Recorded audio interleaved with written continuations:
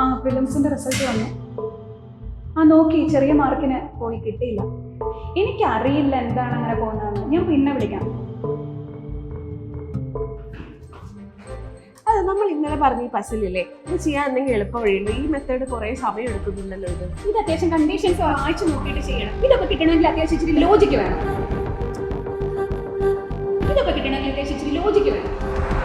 Last എക്സാമിന് wrong number സീരീസിന്റെ question കിട്ടിയെന്നോ? ആ പിഒ എക്സാമിന് അത് വലിയ കുഴപ്പമൊന്നും ഉണ്ടായില്ല, പക്ഷേ സമയം എടുക്കും. അനു അനു ഹലോ, എന്തായി ലാസ്റ്റ് വന്ന് കറണ്ട് അഫയർ സെറ്റ് ആണോ? എന്തിനാ നിങ്ങളൊക്കെ എന്നോട് ചോദിക്കുന്നത്? നിങ്ങൾക്ക് വേണമെങ്കിൽ നിങ്ങൾ ഒറ്റയ്ക്ക് ഉണ്ടാക്കി, നിങ്ങൾക്ക് വേണമെങ്കിൽ നിങ്ങൾ ഒറ്റയ്ക്ക് ഉണ്ടാക്കിയാൽ ഞാൻ നിങ്ങൾ തേടി അടക്കായിരുന്നേ. കഴിഞ്ഞോട്ട് എനിക്ക് എൽസിഎമ്മിന്റെ സാധനം പറഞ്ഞേ, അത് ഞാൻ പറഞ്ഞു. ഒന്നുകൂടെ പറഞ്ഞു. രേവതി, മാത്സ് അറിയില്ലെങ്കിൽ ഈ പണിക്ക് നിൽക്കരുത്. കുറെ ആയില്ലോ തുടങ്ങിയിട്ട്, നിർത്തിക്കൂടെ ഈ പരിപാടിയൊക്കെ? അതെ, മാത്സ് മാത്രം പഠിച്ചിട്ട് കാര്യമില്ല. ഇംഗ്ലീഷും റീസണിങ്ങും ഒക്കെ അതിന്റെ ഇമ്പോർട്ടൻസ് ഉണ്ട് കേട്ടോ. എനിക്കറിയില്ല എന്താണ് അങ്ങനെ പോകുന്നതെന്ന്. ഞാൻ പിന്നെ വിളിക്കാം. ഇപ്പൊ എത്ര നാളുകൊണ്ട് എഴുതുക. ഇതെല്ലാം നന്നായിട്ട് പഠിക്കാൻ എന്താ ഒരു വഴി?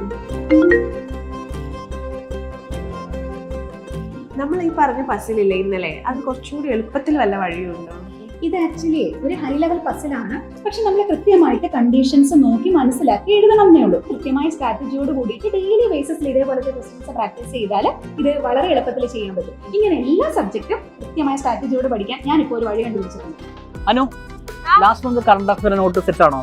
അത് തീരാറായി, തീരുമാനിക്കാം കേട്ടോ. ഓക്കെ, അപ്പൊ ക്വാണ്ടം നമുക്ക് സെറ്റ് ആക്കാം.